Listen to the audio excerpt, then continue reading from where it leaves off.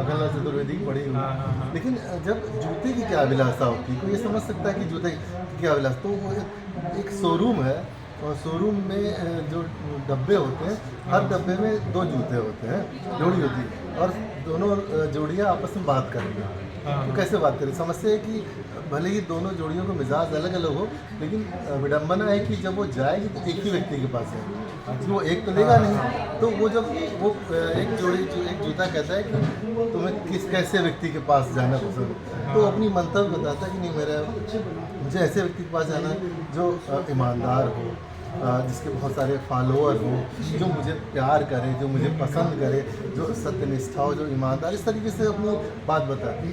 तो जो दूसरा जूता कहता है कि तुम सीधे सीधे क्यों नहीं कहते कि तुम्हें किसी नेता के पास जाना है? तो कहते क्या बात कर, मेरे दिन इतने ख़राब हो कि मैं किसी नेता के पास जाऊँगा या जाऊँगी।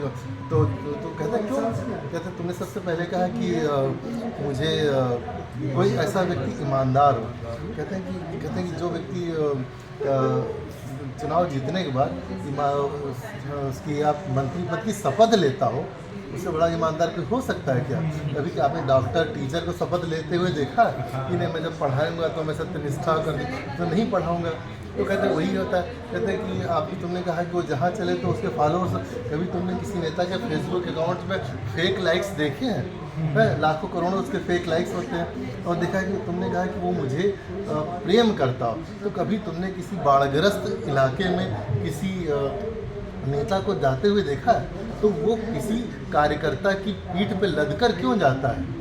वो तभी जाता है क्योंकि उसको अपने जूते से इतना प्रेम होता है। तो वो जूते से इतना प्रेम करता है कि वो कार्यकर्ता की पीठ पे जाता है कि उसके जूते ना खराब रहे। तो इतना प्रेम करने वाला कोई व्यक्ति मिलेगा नेता के अलावा। और आखिर में तुमने कहा कि वो जनाकांक्षा का ध्यान रखता हो, समाज का काम करता हो। तो कोई एक नेता जब दूसरे नेता को जूता मारता है तो जनाकांक्षा का ही तो ध्यान रख रहा हो। तो ये जूते की अभिलाषा। सर, ये जूते की अभिलाषा आपके गद्य में है, पद्य में? हाँ, गद्य में, ये सब मैं गद्य में विश्वविद्यालय का कि एलयू से तो निकल जाते हैं पर एलयू दिल से निकलता ही नहीं। तो वास्तव में लखनऊ विश्वविद्यालय अपने छात्रों को याद करता है और बड़ा अच्छा लगता है कि नए दौर की बात हो रही है। हमने वो दौर देखा है जब लखनऊ विश्वविद्यालय के बाहर छात्र नेताओं के पोस्टर लगा करते थे, इस वक्त साहित्यकारों के लगे हैं। तो लगता है कि आपको ये पुरस्कार क्यों मिला है। ये नया दौर, अच्छा वो भी दौर था। मैं तो यहाँ रहा हूँ और यहाँ के जो यूथ बैठे हुए हैं, बहुत सारे युवा बैठे हैं सामने। मैं भी हॉस्टल में रहा करता था, कुछ दिन सुभाष हॉस्टल में रहा, कुछ दिन नरेंद्र हॉस्टल में रहा। आदरणीय वाईपी सिंह जी सामने बैठे हैं, हमारे गुरु रहे हैं, आपको प्रणाम करता हूँ। तो वो कैसा, वो क्या दौर था। मैं 4 पंक्तियाँ सुनाना चाहता हूँ। मेरे ही 2 मित्र थे, एक शर्मा जी थे, एक तिवारी जी थे। बड़ी ट्रेजेडी हुई इनके साथ में। मैं 4 लाइनें सुनाता हूँ, सुनिएगा, आनंद लीजिएगा। कि बहुत याद आते हैं दोनों बेचारे, वो शर्मा तिवारी मोहब्बत के मारे। बहुत याद आते हैं दोनों बेचारे, वो शर्मा तिवारी मोहब्बत के मारे। वो दोनों ही थे, एक से प्यार करते, उसी के तसव्वुर में जीते उमड़ते। वो दोनों पढ़ाई से उबे हुए थे, मोहब्बत की दरिया में डूबे हुए थे। बहुत खूब, बहुत खूब। Triangular love story. शर्मा ने उसको मोबाइल दिलाया, शर्मा ने उसको मोबाइल दिलाया, तिवारी ने था उसका टॉपअप कराया। कि वो दोनों के बाइक पे खूब बैठती थी, वो दोनों से ही गिफ्ट खूब बैठती थी। फिर एक दिन गिरा करके बिजली गई वो, फिर एक दिन गिरा करके बिजली गई वो, किसी तीसरे की थी दुल्हन हुई वो। यही होता है यहाँ के छात्रों के साथ। लगा करके माथे पे सिंदूर आई, बोली कि कैसे हो ओ शर्मा भाई। कि बहुत रोए उस दिन तिवारी और शर्मा, रोए लिपट कर तिवारी और शर्मा, उसे ले उड़ा कोई आशीष वर्मा। ये तो यहाँ की कहानी है और यहाँ पे जितने भी यही होता है यहाँ पे। तो मैं आपकी बात ही करने आया हूँ, आप ही के अंदाज में करने आया। लखनऊ की बात की, नए दौर का लखनऊ में मेट्रो चल गई है।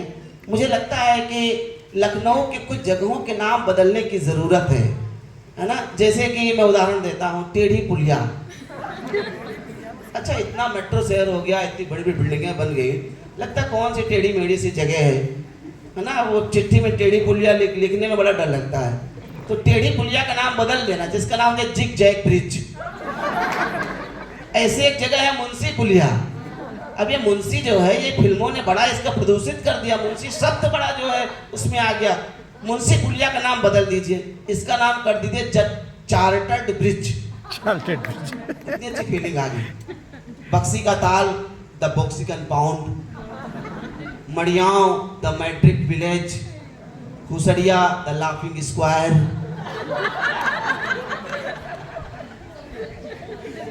पुरनिया old jersey, Badariya Bagh the garden of female monkey. इतना बढ़िया नाम है। और एक नाम जो मुझे सबसे ज्यादा अच्छा लगा वो है चौपटिया। चौपटिया का नाम बदल के कर देना चाहिए द वर्थलेस स्क्वायर। कितना अच्छा नाम है। तो हम चूंकि व्यंग्यकार हैं, लंका रस्तोगी जी सामने बैठे हुए हैं, हमारे युवा पीढ़ी के बड़े सशक्त हस्ताक्षर हैं, तो हम लोग कुछ ऐसा ही सोचते रहते हैं। व्यंग्यकार की जो दृष्टि होती है वो हमेशा नकारात्मक चीज़ों पे पड़ती है, लेकिन हमारा जो उद्देश्य होता है वो बड़ा सकारात्मक होता है। और आप कहें तो क्या सुनाना है या फिर बातचीत? रहे नहीं रही जरूरत तो सब छिटक गए, भीड़ में घिरे होने का भरम माँ पालती रही। भीड़ में घिरे होने का भरम माँ पालती रही। सबके अपने अपने सांचे हैं, सब उसे अपने सांचे में फिट करते रहे। सब उसे अपने सांचे में फिट करते रहे। वह फिट होते होते कटती छटती रही। जब होश आया तो देखा उसका वजूद मजबूत ठूंठ सा खड़ा था। जब होश आया तो उसने देखा उसका वजूद मजबूत ठूंठ सा खड़ा था। इसके आगे कटने काटने को छांटने को कुछ शेष नहीं था। पर वह ठूंठ खेत के वीराने में भी दूर से ही अपनी उपस्थिति दर्ज करा रहा था और लोगों को राह बता रहा था। और लोगों को राह बता रहा था। एक माँ पर ही है, माँ का मन हम न समझ सके। हर छुट्टियों में माँ गोबर की गौर बनाकर ऊपर दूब का मुकुट खोसकर माँ गौरी से सगुन उठाती है। जिन्होंने गांव में देखा होगा, गोबर से गौर बनाकर सगुन उठाया जाता है कि हमारी मनोकामना पूरी होगी कि नहीं। गौर को डलिया में रखकर माँ गौरी से सगुन उठाती है, चारों ओर घुमाती है। लिपे पुते चौक पर कुरुई डलिया औंधा करती है। आँख मूंद कर कहती है, मेरे बच्चे आ रहे हैं नहीं आ रहे हैं, कहकर प्रश्न उठाती है। आ रहे हो तो उठकर बैठ जाना गौरी माई, कहती है। गौरी के गिरने का अर्थ है नहीं। गौरी बैठी रह जाए, सिर पर मुकुट दूब का पहने तो अर्थ है हाँ। बार बार गौरी गिरती हैं, माँ बार बार सगुन उठाती है। माँ बार बार सगुन उठाती है। शायद गौरी से भूल हो गई। गोबर गीला है, पसर गई। ऊपर दूब का मुकुट है, भार से लुढ़क गई। वह दोहराती है, अच्छा अब की बार उठकर बैठ जाना माँ, बच्चे जरूर आ रहे हैं, सगुन तो बता दो। बच्चे जरूर आ रहे हैं, सगुन तो बता दो।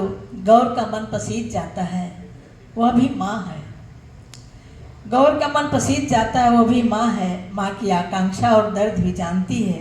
वह उठकर बैठ जाती है, झूठा सगुन दे देती है। माँ निहाल हो उठती है। त्योहार बीत जाते हैं, बच्चे नहीं आते। माँ कैसे सिरवाए गौर को। सगुन जब पूरा हो जाता है तो विसर्जित किया जाता है गौर को तालाब में। माँ कैसे सिरवाए गौर को। सगुन पूरा होने पर ही तो गौर को जल में विसर्जित किया जाता है, दूध से नहलाकर, हल्दी अक्षत से टीका कर। पर माँ क्या करे, कब तक गौर को रखे बिना सिरवाए। गौर का क्या दोष, मैंने ही तो बार बार उसके सत्य को किया था स्वीकार। मैंने ही तो बार बार उनके सत्य को किया था स्वीकार। उन्होंने तो कुछ समय के लिए ही झूठी ही सही तसल्ली तो दी थी, जिसके सहारे कट गई प्रतीक्षा की घड़ियाँ। माँ गौरी को विसर्जित कर देती हैं। माँ गौरी को विसर्जित कर देती है। जाओ माँ, शीतल रहो माँ, मेरे ताप से तुम्हें भी हो रहा है कष्ट, फिर बुलाऊंगी तुम्हें, तुम्हारा आना तो मेरे हाथ में है, जब चाहूँ बुला लो। देर रात तक पानी की लहरों से बातें करना, उनका इस पार से उस पार तक गश्त लगाना, बेअदबी से आपस में हाथ मिलाना और फिर सुबह यूं ही कहीं गुम हो जाना, कुछ इस तरह जैसे कि तुम। अच्छा लगता है देर रात तक अपनी ही पसंद की किताबों में मुंह ढांक कर पड़े रहना, जब दिल किया टुकड़ों को पढ़कर हंसना, खिलखिलाना, किसी कविता की कुछ पंक्तियों को अपने आगोश में भर लेना, कुछ इस तरह जैसे कि तुम। अच्छा लगता है देर रात तक गरम कॉफी का कप, बारिश की अनुगूंज और साथ में जगजीत सिंह की आवाज का दर्द, मेरे भीतर की नमी को अपने में आत्मसात करता, कुछ इस तरह जैसे कि तुम।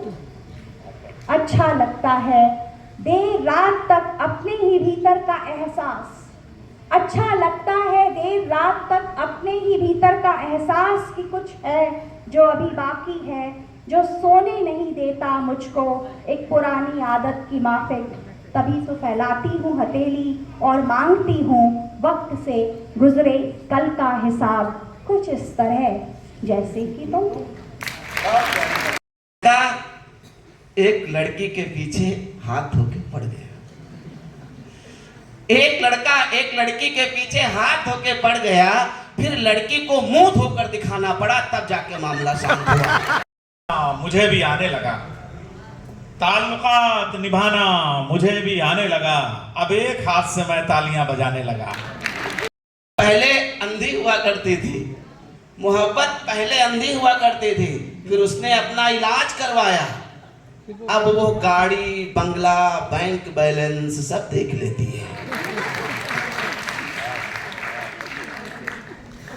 एक और छड़का याद आ गई कि शादीशुदा पुरुष अपना राशिफल कभी नहीं देखते, शादीशुदा पुरुष अपना राशिफल कभी नहीं देखते, वो तो अदरक कूटने की ध्वनि से अनुमान लगा लेते हैं कि दिन कैसा रहेगा।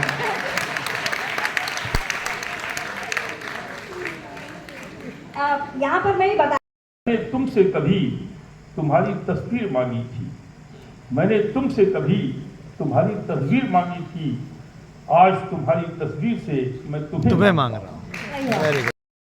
और लखनऊ के बारे में कहा जाता है कि लौटकर जब भी आते हैं सफर से हम, अपने शहर की गलियां और भी नमकीन लगने लगती हैं, हर पत्ता हर हवा का झोंका पुरजोशी से महकता है और हर मुस्कुराहट इस एहसास से भरपूर लगने लगती है कि घर आ गया, अब कोई तफ्तीश नहीं, कोई अर्जेंसी नहीं, मेरे शहर का असली नाम ही सुकून है शायद।